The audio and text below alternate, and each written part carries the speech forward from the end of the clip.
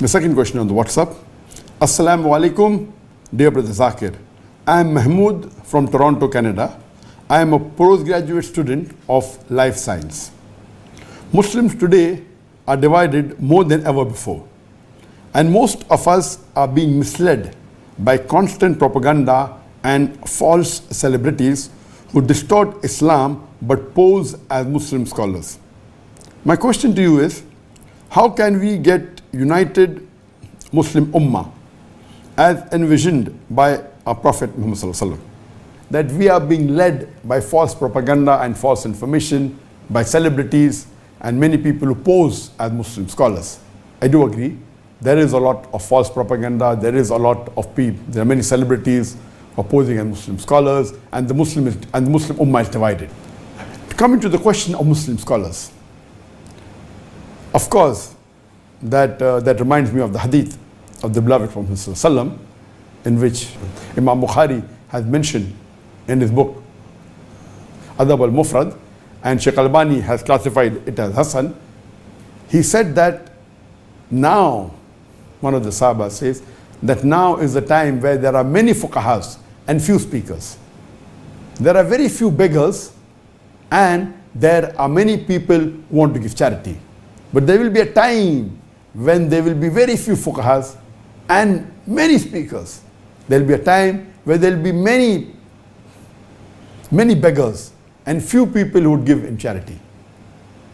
And there are various other hadith in which the Prophet said that there will be a time where people who will not have knowledge will start speaking about Islam.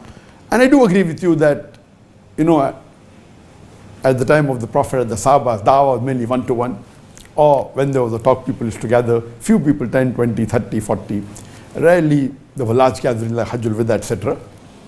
And as time went on, most of the knowledge was spent either by shuyukhs in the durus or giving talks in public directly, one-to-one. And even in my childhood, when I was in school, when I was in college, I remember the days that we used to go to listen to talks of religious speakers or scholars.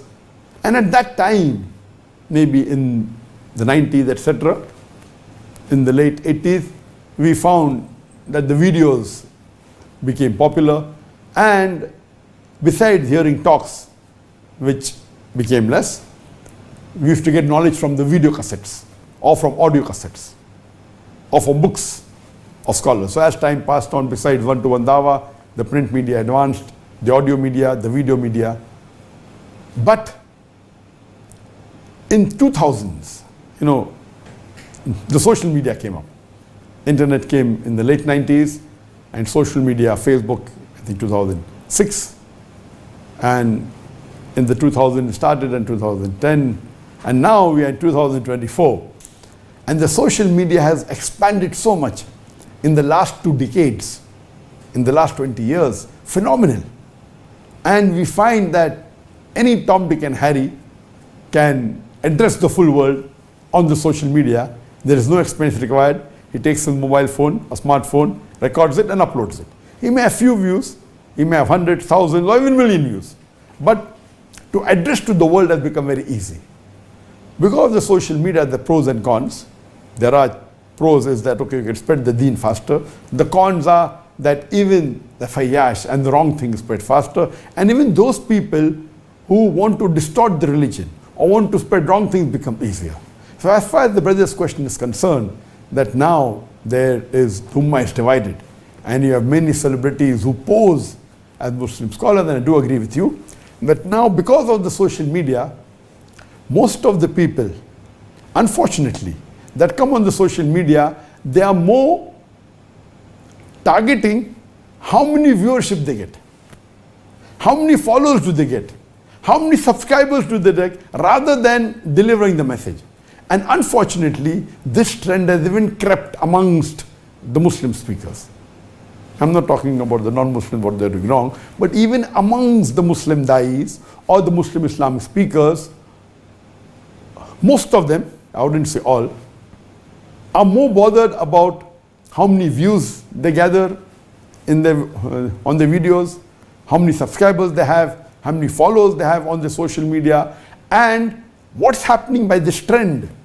It's happening whether to the non-Muslims also in this other social media. But unfortunately, even amongst the Muslim speakers, what's happening is that instead of the knowledgeable people guiding the society is guiding the knowledgeable people. So those people who come, they are more bothered on what the society likes, so they tailor their talks according to society, not according to what is required by society. So, you know what, when we consult the experts of social media, they'll say, okay, if you want more views, I mean, you're an Islamic speaker, but you make a video on how to cook. So when you start making a video how to cook biryani, maybe you'll get 1 million views. And what they're saying is a fact. Because, you know, people like to know things which are different, not only talks. So, and you may find that the expert of social media will tell you, okay, you play maybe with a cat, you know, the largest pet amongst humanity's cat. So if you play with a cat, you'll get more views. So unfortunately, not all, but many, can say most of them, are guided by the society on what they want. So they're changing their matter on what is wanted by society rather than what is required by society. And this trend is very dangerous. And coming to your question of Muslim scholars, I would say that based on the hadith, that the fuqahas are very few. According to me today, the scholars are only a handful, maybe 100 or maybe a couple of hundred, not more than that. Not like the previous days where there were many scholars, you know, every country had, mashallah, tens and hundreds of scholars. Now, in the full world, if you have to name, you hardly be able to name 100 scholars, leave aside more than that. And that's the reason when someone asked me many years back on this, asked Dr. Zakir, and I named a few of the scholars, they were a handful. And never do I consider myself to be a scholar. I consider myself to be a student of knowledge. And I consider myself to be a da'i. And the role of the da'i is that he should acquire knowledge from the scholars and make it common to the masses. Acquire the knowledge from the scholars and make it palatable, make it digestible, make it acceptable for the Ummah or for the non-Muslims. So the roles of people like me who are da'is, we are not scholars. We don't pose like scholars, and I don't consider myself to be a scholar. I'm a student of knowledge, and I consider myself to be a da'i.